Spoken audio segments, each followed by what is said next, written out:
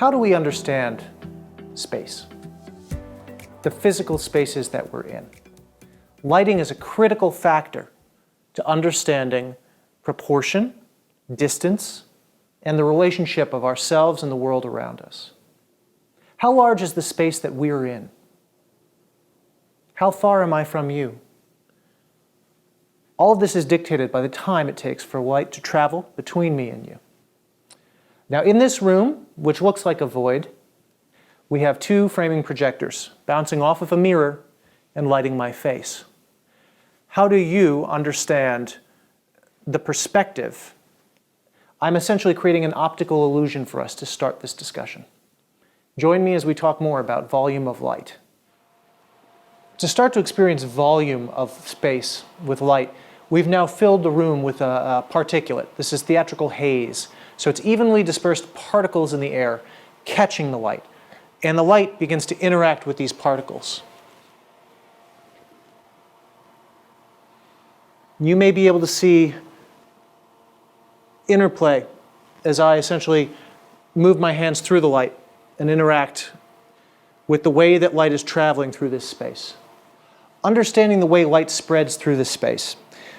We can see the light reaching me from this distance, but how does it move from the lumens exiting a luminaire to candela traveling through space to then measured foot candles on a surface, or even the exiting light that's bouncing off and reaching your eye as luminance? Let's do a quick demonstration of this. So here I have a board painted white. The amount of light reaching this board and then bouncing off to you is, there's a certain level of brightness here. It's spread across the full board in terms of the amount of light reaching it. As we move closer, this is a demonstration of the inverse square law, or the point method. So you'll see that the board will get brighter. Even though the distribution of light across this board will be reduced, the overall brightness will, of that spot will be brighter. So moving closer, the quality that we get here from the board is significantly brighter than it was before, although it's covering a smaller span. By this method, we can start to understand the way that light is spreading out or decreasing over time in brightness. Now let's further explore the volume of our lighting lab. So I'm introducing a diffuse light coming through these illuminated panels. So we've got a rear illuminated, essentially light box, and then each of these is its own emitter of light. So here I've got a pink emitter that might be casting a pinkish tone on my face.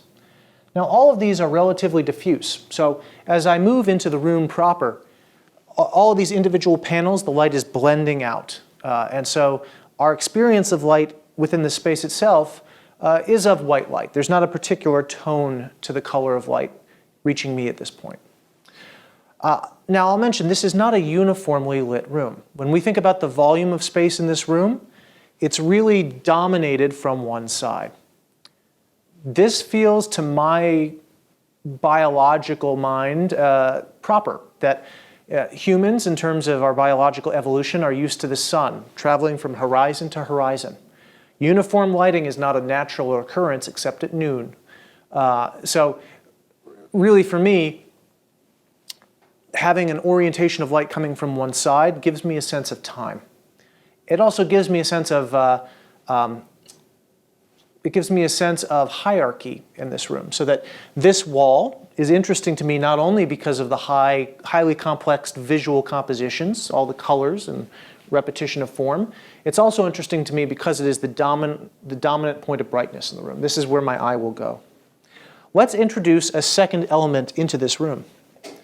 So I am going to turn on a cove light on the other side of the room, and as I increase the amount of light coming out of that cove and bouncing off of a wall, you'll see more light on the other side of my face. Now that starts to really fill in and create more of a sense of uniformity on me. This room is not lit in a typical fashion. This is it's a learning lab in a classroom. You would usually think of the classrooms like that as lit from above, with downlights or recessed troffers. What we're doing now is creating a volume of space. I have a very good sense of how tall a space is. and how wide it is, but I'm not creating uniformity along the working plane. I'm not lighting this classroom uniformly. We have two dominant walls. You have a real sense of the height of the space and the width of the space. We're not getting uniform lighting across a working plane. So now we talk about what is our goal as lighting designers.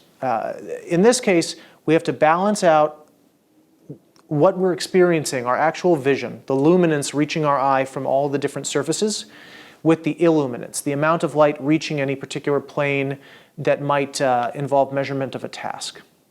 What do I mean by that? If I'm a lighting engineer, I'm a lighting designer focused primarily on making a classroom, I am looking up in the IES handbook, a recommended practice, how much lighting I'm supposed to give a student sitting at a chair. The student should get anywhere from 30 to 40 foot candles. And that foot candle measurement is not about how much light is reaching the student's eye. That's about how much light is hitting the surface of the table. So that if a student is writing in a book, taking notes, or a student is reading a textbook, there's sufficient light bouncing off to reach their eye, and they can perform their task adequately. That is a measurement of task performance, but not how much our eye experiences the things around us. Let's do a quick demonstration to understand the difference between illuminance and luminance. So let's do a quick breakdown of how light travels. Again, thinking about the difference between luminance and illuminance. Let's say we've got a light fixture. This is like a track light, similar to the ones over my head here. Out of that light fixture are lumens. These lumens are non-directional. Any light exiting that fixture is measured in lumens. The lumens within a solid angle, so within a certain distribution from that, are measured in candela. Candela is essentially light traveling in a direction. Once it reaches a surface, say the table that I was showing you, we can measure the amount of light incident to that table in foot candles. This is really illuminance. A lot of times our calculations in the lighting industry stop at foot candles. They think about how much illuminance do I need for a task. So not how is the volume of this room tackled, how do I experience each wall, each face, but do I have enough light, am I giving enough light to the occupants to do what they need to do, be it classwork or a patient being examined by a doctor.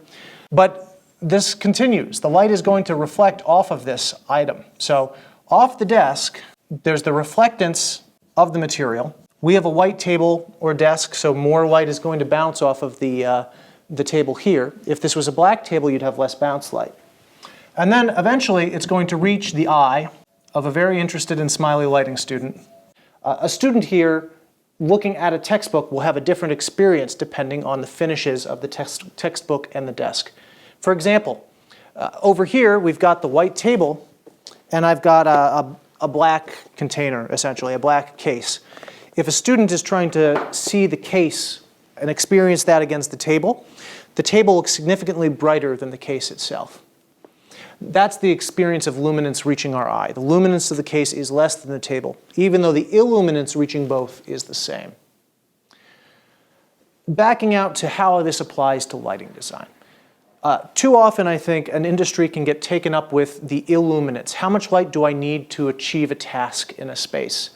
We need to think more in terms of luminance. Think of the volume of the space.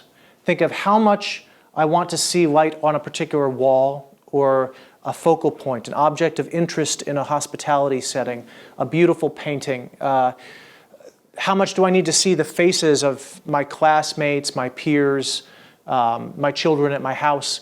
These are all experiences of luminance and how much the light is visibly impacting our eye.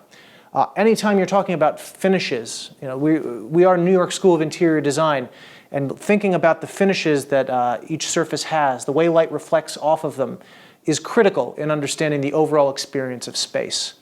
So I think if there's something to take in terms of the way light interacts in a spatial volume, consider the luminance, the way that the light bounces off of things and reaches your eye.